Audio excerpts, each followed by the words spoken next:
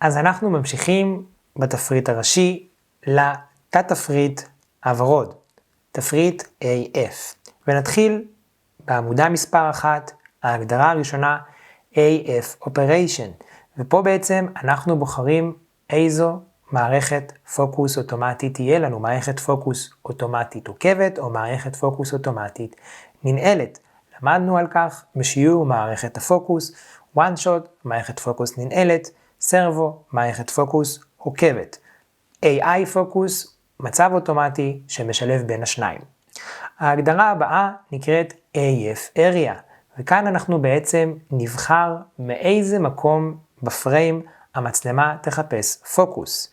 יש לנו 8 מצבים, החל מספוט AF בצד השמאלי עד אופציה של All AF Area, זאת אומרת מאיפה המצלמה תחפש פוקוס, האם מכל הפריים או ממלבן קטן בפריים, מריבוע קטן בפריים, ממלבן ורטיקלי, מלבן מאונח, ויש לי בעצם 8 אפשרויות, ואנחנו בעצם הרחבנו עליהם בשיעור מערכת הפוקוס.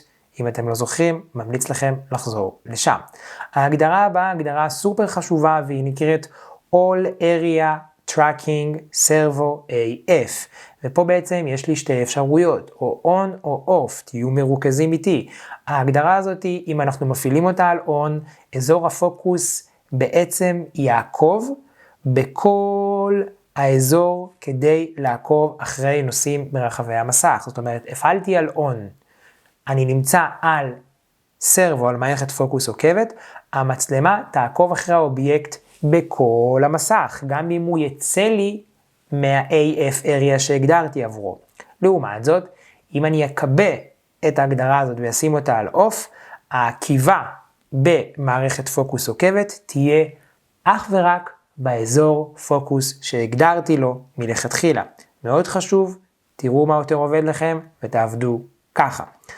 וההגדרה האחרונה מאפשרת לנו במערכת הפוקוס לבחור על איזה אובייקט המצלמה תתפקס, מאיפה בעצם היא תחפש פוקוס. האם על אנשים, על בעלי חיים, על מכוניות, יש לי אופציה כמובן שזה יהיה אוטומטי, או לקבות את הזיהוי הזה. ההגדרה הבאה בעצם מאפשרת לי להפעיל את זיהוי העיניים. זיהוי העיניים בעצם מאפשר לי לבוא ולעשות את זה או על on או על off. אם אנחנו מצלמים אנשים, אנחנו נקבל חיים קלים יותר אם אנחנו נפעיל את זה, נשים את זה לא על disable אלא על enable. וההגדרה הבאה נקראת focus mode, ופה בעצם אנחנו בוחרים על איזה focus mode אנחנו נמצאים, AF או MF. אם אנחנו רוצים לעבוד על מערכת פוקוס אוטומטית, אנחנו נעבוד על AF. אם אנחנו רוצים על manual focus, אנחנו נעבוד על MF. שוב, אני מחזיר אתכם לשיעור מערכת הפוקוס, להרחבה על מערכת הפוקוס. עמודה מספר 2, בעצם ההגדרה הראשונה נקראת Preview AF, ופה בעצם ההגדרה הזאת נותנת לי לבחור מצב שמערכת הפוקוס תעבוד תמיד, גם בלי חצי לחיצה על לחצן הצילום. זאת אומרת, הפוקוס האוטומטי, המצלמה תחפש פוקוס אוטומטי, כל הזמן, באופן מתמשך, גם אם לא לחצתי על לחצן הצילום, יש לכם אפשרות או להדליק את המצב הזה, או לקבות אותו, אני אישית מכבה אותו, המצב הזה יכול לשגע. אז אני מכבה אותו ושם אותו על disable. ההגדרה הבאה נקראת AF Beam Firing, ובזה בעצם נורת האינפרה אדום. בחלק החיצוני של המצלמה, בקנון R50, יש לנו נורת אינפרה אדום. ברגע שאני מפעיל את המצב הזה, ברגע שאני נמצא במצבים של low light, במצבים של תנאי תאורה קשים, הנקודה הזאת תדלק, אני אקבל נורת אינפרה אדום, וזה יעזור לי להתפקס. אם אני מקבל את זה, זה כמובן יהיה על off. והאפשרות הנוספת שיש לי זה בעצם LED. מה ה-LED הזה בעצם אומר? זה מפעיל לי את הנורה בפלש בלבד. זאת אומרת, אם אני מפעיל את המצב הזה, מה שיקרה, אני לא אקבל את נורת האינפרה אדום, אני אקבל אך ורק את הנורה שיש לי בפלש החיצוני, במידה והוא תומך בכך. עמודה מספר 3. עמודה מספר 3, אופציה ראשונה נקראת Touch and Drag AF Setting. זאת אומרת, אני יכול להזיז את נקודות הפוקוס באמצעות מסך המגע. בוא נגיד בחרתי ב-AF area את האופציה הראשונה של Spot AF. אני יכול להזיז את המקום שהמצלמה תחפש ממנו פוקוס בפריים, באמצעות ההגדרה הזאת דרך מסך המגע. אם אני מפעיל את זה על on, אם אני מקבל את זה ושם את זה על off, אני כמובן לא אוכל לגעת ולגרור את נקודות הפוקוס באמצעות מסך המגע. ההגדרה הבאה נקראת Touch and Drag AF Setting. יש לי אפשרות לשים את זה על כיבוי, לשים את זה על הדלקה. וזה בעצם מצב שמאפשר לי ב-Tap to Select Subject to Detect. אני בעצם יכול לאפשר בחירת נושא, נגיד כגון אדם מסוים, שהמצלמה מזהה כמה פרצופים, ניתן להקיש על האזור שנקבע כדי לבחור את הנושא שהתמקדו בו, ואני יכול להפעיל את זה על on. זאת אומרת, אם יש לי כמה פרצופים, ואני רוצה שהמצלמה בעצם תחפש פוקוס רק מהבן אדם הזה, אני יכול ללחוץ בעצם על האזור הזה, ולהפעיל את המצב הזה, מצב שיכול לבוא ולחסוך לנו המון המון המון כאב ראש. ההגדרה הבאה בעצם מאפשרת לנו לבוא ולקבוע את המיקום של נקודות הפוקוס. יש לי אפשרות לבחור את נקודות הפוקוס שהם יעברו ממקום למקום בצורה יחסית איטית, או האם נקודות הפוקוס תזוז בכיוון הגרירה לפי המרחק שהאצבע נע, ללא קשר לנקודת הנגיעה הראשית. יש לי בעצם relative או absolute, שני הגדרות מסוימות שבעצם קובעות לנו את המיקום של נקודת הפוקוס. או האם נקודות הפוקוס תעבור ממקום למקום כאשר אנחנו נוגעים וגוררים על המסך, או האם זה יזוז בכיוון הגרירה לפי המרחק שהאצבע נע, וזה בעצם כל שיטה ושיטה, איך שיותר עובדת לכם בצורה נוחה יותר. ההגדרה הבאה נקראת Active Touch Area, וההגדרה הזאת בעצם קובעת את האזור שעל המסך איזה מהם יהיה פעיל למגע, ואיזה מהם לא יהיה פעיל למגע. אני יכול להחליט שבעצם כל המסך מגע יהיה פעיל, בשביל לגרור את הנקודת פוקוס. אני יכול להחליט שרק החלק הימני של המסך, רק החלק השמאלי של המסך, רק החלק העליון, רק החלק השמאלי, ובעצם טופ רייט, רק החלק בעצם העליון הימני, טופ לפט וכו'. אני משאיר את זה על all panel. ההגדרה הבאה מאפשרת לי בעצם לבחור את הרגישות. הרגישות של בעצם מהירות תנועת נקודת הפוקוס. בעצם אני יכול לבחור האם אני אקבל רגישות יתר, אם אני לוקח את זה לכיוון הפלוס, או אם אני לוקח את זה לכיוון המינוס, אני אקבל רגישות נמוכה יותר. זאת אומרת, אני אזיז את נקודות הפוקוס והן יזוזו לאט יותר. ההגדרה הבאה נקראת MF Peaking Setting.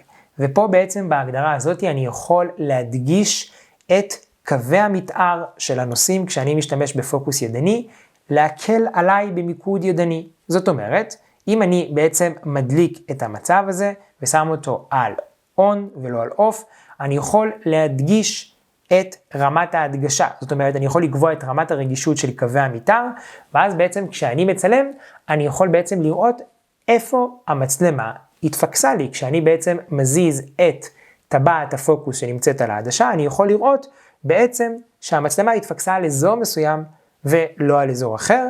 אני יכול לשים את זה או על level או על color. ברגע שאני שם את זה על color, מה שיקרה, כל האזורים שנמצאים בפוקוס הם יודגשו על ידי קווי מתאר בצבעים מסוימים, בצבע אדום, ואז בעצם איזה יבלוט ויאפשר לי לראות שהתפקסתי בצורה ידנית על המקום שבו אני רוצה.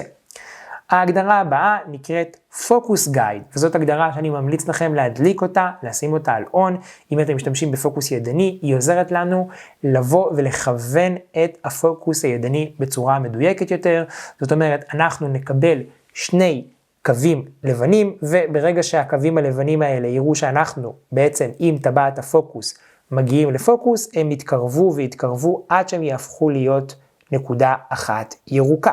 ברגע שהם יהפכו להיות נקודה אחת ירוקה, אנחנו יודעים שאנחנו ready to go, ואנחנו נמצאים במצב פוקוס ידני מעולה, ואנחנו יכולים לבוא ולעבוד בצורה טובה. ההגדרה הבאה נקראת Movie Servo AF, זאת אומרת, אני יכול להפעיל את המצב הזה ולקבות אותו. מה זה אומר? מערכת פוקוס עוקבת במצב וידאו. אם אני מצלם וידאו ואני רוצה שמערכת הפוקוס תעקוב אחרי האובייקט שלי, אני יכול להפעיל את המצב הזה ותהיה לי מערכת פוקוס עוקבת. אם אני אקבע אותו, המערכת פוקוס שלי לא תעקוב אחרי האובייקטים. עמודה 4, עמודה האחרונה, ההגדרה הראשונה מאפשרת לנו Lens Electronic EMF. זאת אומרת, אנחנו יכולים לשלוט על מערכת הפוקוס הידנית בעדשות אלקטרוניות. זאת אומרת, יש לנו כמה אפשרויות לבוא ולשלוט על מערכת הפוקוס הידנית באמצעות העדשה. ההגדרה הראשונה מאפשרת לי לעשות Disable after one shot, זאת אומרת, מבטל לי את האפשרות לבצע התאמת פוקוס ידני לאחר פעולת הפוקוס האוטומטי. זאת אומרת, החלטתי להתפקס בצורה אוטומטית דרך לחצן הצילום, לחצתי חצי לחיצה, גם אם אני אסובב את טבעת הפוקוס הידנית על העדשה, לא יקרה כלום. ההגדרה הבאה שנקראת one shot, שבעצם פה אני כן יכול לכוון פוקוס ידני לאחר שלחצתי חצי לחיצה על לחצן הצילום, וההגדרה השלישית בעצם מאפשרת לי לכוון את הפוקוס הידני לאחר שלחצתי חצי לחיצה על כפתור הצילום, יחד עם הגדלת האזור שבפוקוס. זאת אומרת, אני גם אלחץ חצי לחיצה על לחצן הצילום כדי להפעיל את מערכת הפוקוס האוטומטית, ואני גם אדייק אותו באמצעות טבעת הפוקוס שנמצאת על העדשה, וברגע שאני אעשה את זה, אני אקבל זום אין לאזור שבו התפקסתי. וההגדרה האחרונה בעצם מבטלת לי את זה, Disable in AF Mode, בעצם אני לא יוכל לתקן את הפוקוס באמצעות פוקוס ידני, כאשר המצלמה מצלמת על פוקוס אוטומטי. זאת אומרת, החלטתי לשים על AF, that's it. אני אוכל להתפקס רק בצורה אוטומטית, ולא לעשות fine tuning, לא לשפר את הפוקוס שלי באמצעות הפוקוס הידני. ההגדרה האחרונה נקראת Focus Control Ring, וזאת הגדרה סופר חשובה, והיא מאפשרת לנו להתאים אישית את הפעולה של טבעת הפוקוס בעדשה. בכל עדשה יש לנו טבעת פוקוס, ופה אנחנו בעצם קובעים מה היא תעשה. האופציה הראשונה נקראת Use as a Focus Ring, בעצם ברגע שאני שם את זה למצב הזה, אני אקבל את הטבעת כטבעת מיקוד ידנית. אני בעצם באמצעות סיבוב ימינה וסיבוב שמאלה, אקבע את הפוקוס הידני. וההגדרה הבאה נקראת Use as Control Ring, ובמצב הזה הטבעת בעצם תהיה שמישה לי לשליטה על הגדרות אחרות, שבעצם אני מגדיר אותם, כמו למשל שינוי במפתח הצמצם, שינוי במהירות התריס, שינוי באיזו. אני בעצם מחליט שהטבעת הזאת לא תשלוט לי על מערכת הפוקוס הידנית, כי אני לצורך העניין למשל לא משתמש במערכת הפוקוס הידנית, ואז אני פשוט מתאים אותה לשימוש אחר, לקיצור דרך אחר, בוא נגיד לשליטה על הצמצם. כל אחד ומה שהוא אוהב כמובן, וזה בדיוק המקום שאנחנו עושים את זה. עד לכאן התפריט הוורוד בקנון R50.